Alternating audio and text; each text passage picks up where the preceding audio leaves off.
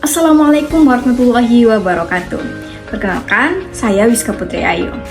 Nah, pada video kali ini saya akan membahas mengenai kalimat tunggal dan kalimat majemuk. Oleh karena itu, mari menyimak video ini sampai akhir.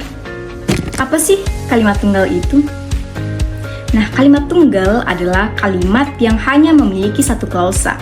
Artinya, kalimat ini hanya memiliki satu informasi inti saja.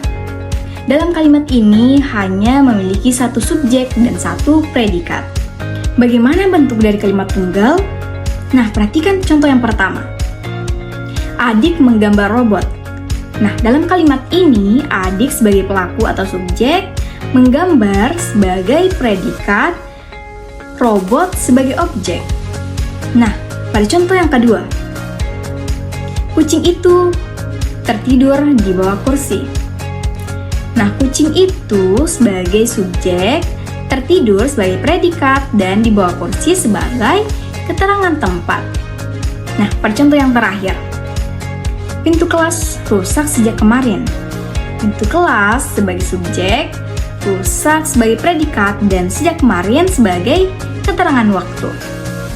Nah, ketiga kalimat ini merupakan kalimat tunggal. Mengapa?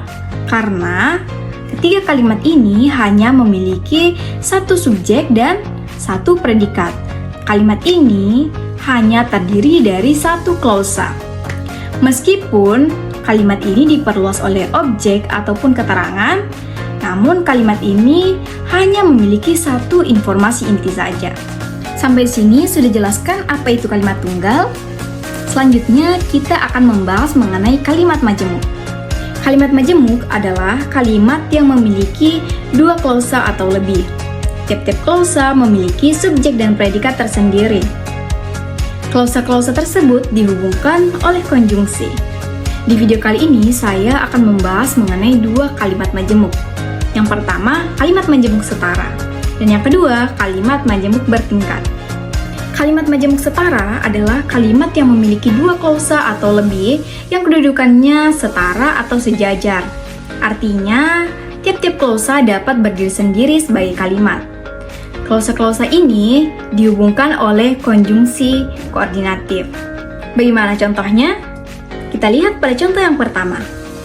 Adik meminum jus dan ayah meminum kopi. Nah, dalam kalimat ini terdapat dua klausa.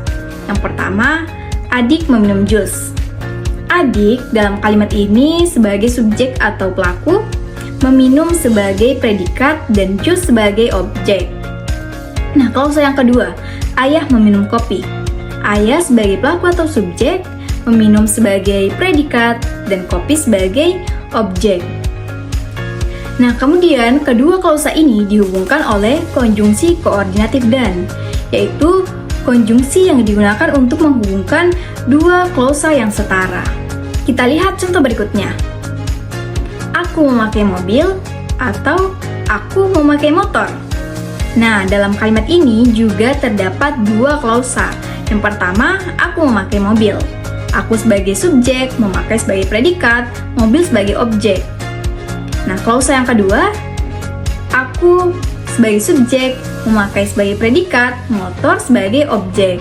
Nah, kedua klausa ini dihubungkan oleh konjungsi koordinatif atau, yaitu konjungsi ini berfungsi untuk menghubungkan klausa yang setara yang menyatakan pilihan. Selanjutnya, kalimat majemuk bertingkat. Kalimat majemuk bertingkat adalah kalimat yang terdiri dari klausa utama dan klausa bawahan. Klausa bawahan berfungsi untuk menjelaskan klausa utama. Nah, tiap-tiap klausa dihubungkan oleh konjungsi subordinatif. Kita lihat contoh berikut ini. Saya belajar dengan baik karena saya ingin mendapatkan nilai yang bagus. Kalimat ini merupakan kalimat majemuk bertingkat. Mengapa? Karena klausa utama dan klausa bawahan memiliki hubungan ketergantungan yang dihubungkan oleh konjungsi subordinatif karena yang menyatakan hubungan sebab akibat. Saya belajar dengan baik sebagai klausa utama karena saya ingin mendapatkan nilai yang bagus sebagai klausa bawahan yang menjelaskan sebab atau alasan dari klausa utama. Itulah tadi penjelasan mengenai kalimat tunggal dan kalimat majemuk. Kalimat majemuk yang memiliki dua jenis, yang pertama kalimat majemuk setara, dan yang kedua kalimat majemuk bertingkat. Semoga video pembahasan ini dapat dipahami dengan baik.